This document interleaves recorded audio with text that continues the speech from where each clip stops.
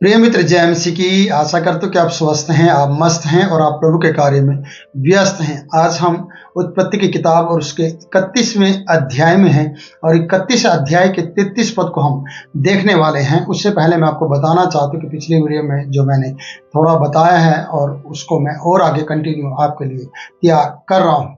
यहाँ पर ग्रह देवता की बात की गई है। याकूब नहीं जानता था कि ग्रह देवता राहेल चुरा ले आई है और याकूब ने एक ठोस निर्णय लिया, क्योंकि याकूब को विश्वास था कि ऐसा कोई नहीं कर सकता, क्योंकि वो सर्वशक्तिमान परमेश्वर की आराधक था और उसकी बातों के द्वारा वो चल रहा था और उसने दर्शन में उसे पाया था और परमेश्वर ने उसकी अगुवाई की थी।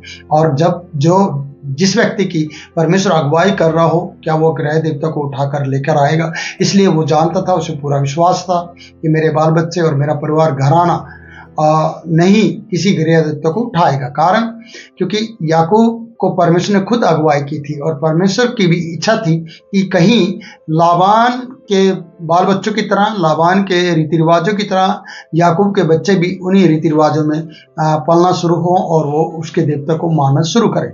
इससे पहले ही परमेश्वर उनकी अगुवाई कर रहा था कि वो निकले। पर प्रियो, यहाँ पर ग्रह देवता का ब्लेम लगा और चोरी से भागने का ब्लेम लाबान ने याकूब के ऊपर लगाया। और यहाँ कहता कि फिर जब उसने कहा कि तुम मेरे ग्रह देवता को चुरा लाए हैं, तो यह सुनकर लाबान की बात को हम आगे बढ़ाते हैं। और लाबान याकूब और लिया और दोनों दासियों के तंबू में गया टटोलने के लिए, क्या, ग्रह देवता को, ताकि वो ग्रह देवता को पाए, ताकि और ज्यादा उसके साथ कोई झगड़ा करने का उसको कारण मिले। और जब हम पढ़ते हैं कि वो वहां पर गया और तंबू में से निकलकर राहेल के तंबू में भी गया और वहां आगे बैठा है कि उसे कुछ नहीं मिला। सब कुछ टटोल लिया और देखा, लेकिन उसे नहीं मिला। राहेल तो कहते कि वो राहेल के तंबू में गया, राहेल के तंबू में उसे कुछ नहीं मिला। राहेल तो ग्रह देवता को ऊंट की काठी में रख के उन पर बैठी थी और लाबान ने उसके सारे तंबू में टटोलने पर भी उन्हें ना पाया। और राहेल ने अपने पिता से कहा, हे मेरे प्रभु, इससे अप्रसन्न ना हो कि मैं तेरे सामने नहीं उठी, क्योंकि मैं मासिक धर्म से हूं। और उसे ढूंढने पर भी ग्रह देवता उसको ना मिले, क्योंकि ग्रह देवता ऊंट की काठी में रखे थे और उस पर राहेल बैठी थी। उन ग्रह देवते की इज्जत क्या थी प्रियो, उन ग्रह देवते की शक्ति और सामर्थ्य क्या थी, जिसके ऊपर एक स्त्री बैठी हो, दबा कर, चुरा कर और छुपा कर।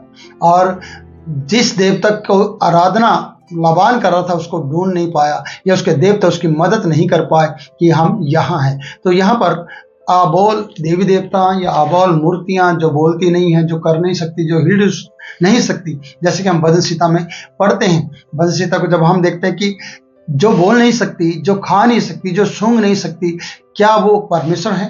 वो परमेश्वर नहीं है। लेकिन लाबान के देवी देवता इस तरीके के हैं जिसके ऊपर एक स्त्री बैठी हो, छुपाकर, चुराकर, लेकर। और यहाँ पर कहते हैं कि वो किसी काम के नहीं दिखाई दे रहे हैं। इसलिए लाबान को जब कुछ भी नहीं मिला टटोलने पर, लिया के तंबू में, याकूब के तंबू में और राहेल के तंबू में उसे नहीं मिले, तो प्रियो वो याकूब के पास गया।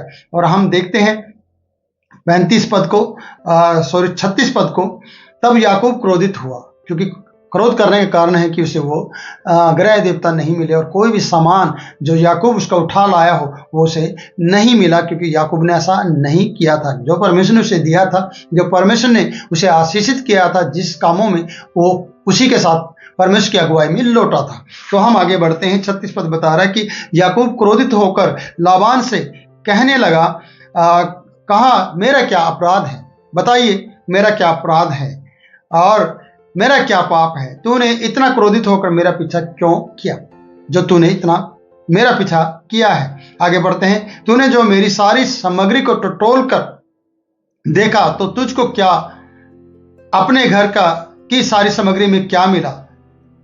कुछ तो मिला है हो तो उसको यहाँ हमारे सामने या दोनों के बीच में रख दे। तो मेरे भाइयों के सामने रख दे।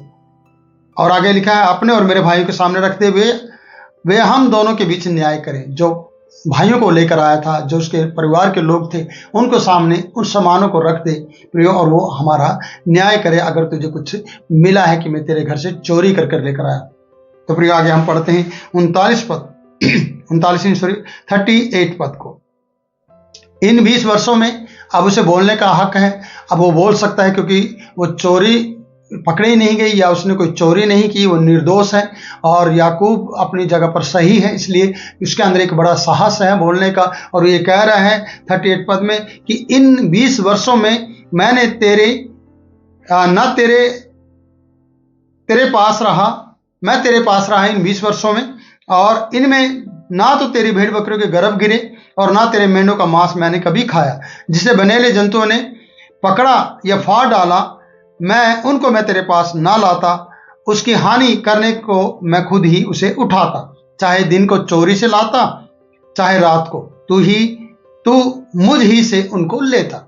जितने भी नुकसान तेरी भेड़ बकरियों को होता, चाहे भेड़ बकरियां को भेड़िया उठा लेता या बालू उठा लेता या शेर खा जाता, तो उसका हानि मुझे उठानी पड़ती और उनका मांस में कभी नहीं खाता, उसका बदले में मैं तुझे जीवित भेड़ बकरियां देता। तो आगे हम पढ़ते हैं प्रियो कि वो बोल रहा है, वो कह रहा है, और उसके बाद लिखा 40 पद हमें बता रहा है, मेरी तो यह दशा थी कि दिन को तो घाम, दिन को तो गर्मी मुझे लगती और रात को पाला मुझे खा गया, और नींद मेरी आंखों से भाग जाती थी तेरे कारण, क्योंकि तेरी सेवा मैंने इस तरीके से की है। सचमुच में याकूब ने लाबान की सेवा दिल से की है। पहले पत्नी के लिए की है, फिर दूसरी पत्नी की उसे जबरदस्ती करवाई गई है, और फिर 6 साल उससे उसकी भेड़ बकरियों के लिए काम कराया गया है, जबरदस्ती कह सकते हैं, पर उसने सेवा दिल से की है और भी करता अगर परमेश्वर उसको जाने के लिए अगुवाई ना करता। तो हम देखते हैं कि 41 पद हमें बता रहा है, 20 वर्ष तक मैं तेरे घर में रहा, 14 वर्ष तो मैंने तेरी दोनों बेटियों के लिए सेवा की, और 6 वर्ष मैंने तेरी भेड़ बकरियों को लिए सेवा की, और तूने मेरी मजदूरी को 10 बार बदल डाला। देखिए लाबान की चालाकियां, लाबान का धोखा जो याकूब के साथ किया गया, उसकी मजदूरी को 10 बार बदला है प्रियो। 14 साल उसने अपनी बेटियों के लिए सेवा ली और 6 साल अपनी भेड़ बकरियों के लिए सेवा ली है। इतना तो उसे डर नहीं था कि वो अपने घर भी जाता, वो धनवान पिता का बेटा था, याद रखना, वो सर्वशक्तिमान परमेश्वर के मानने वाले का बेटा था, वो अब्राहम का पोता था, तो उसे किसी प्रकार की कमी नहीं थी, उसके साथ आशीर्वाद चल रहा था, उसके साथ खुद परमेश्वर था, लेकिन लाबान ने उसके नाजायज फायदा उठाया, गलत तरीके से उसका इस्तेमाल किया है लाबान ने। इसलिए लाबान से अलग करने का कारण परमेश्वर है और परमेश्वर उसके साथ अगुवाई कर रहा था। आगे हम बढ़ते हैं, लिखा है कि 42 पद में 41 में, तूने मेरी मजदूरी को 10 बार बदला है, और मेरे पिता का परमेश्वर अर्थात अब्राहम का परमेश्वर मेरी ओर ना होता, यदि मेरी ओर ना होता तो निश्चय तू मुझे अब छूछे हाथ जाने देता। सोचिएगा प्रियो, ये सच है, याकूब सच कह रहा है, अगर सर्वशक्तिमान परमेश्वर मेरी ओर ना होता तो तू मुझे छूछे हाथ भेजता। और कई बार प्रियो जब परमेश्वर हमें छोड़ देता है ना, जब परमेश्वर हमारा साथ ना दे, तो प्रियो हम छूछे हाथ हैं। जैसे कि हम रूत की कहानी में देखते हैं, मोआबिन स्त्रियों की सास को देखते हैं प्रियो, आप जानते हैं उसके बारे में कि वो स्त्री खाली हाथ आई, वो अपने पति के साथ गई थी और वो हरी भरी गई थी, और उसके बाद जब वो लौटी है तो प्रियो अपने पुत्र को खो चुकी थी, पति को खो चुकी थी, आप उसके बारे में जानते हैं। और रूत सिर्फ उसके साथ चली, इसलिए चली क्योंकि वो सर्वशक्तिमान परमेश्वर को मानने लगी थी, वो उसके सच्चे परमेश्वर की आराधना कर रही थी, वो उसके ऊपर भरोसा कर रही थी, और उसको परमेश्वर ने आशीषित भी किया।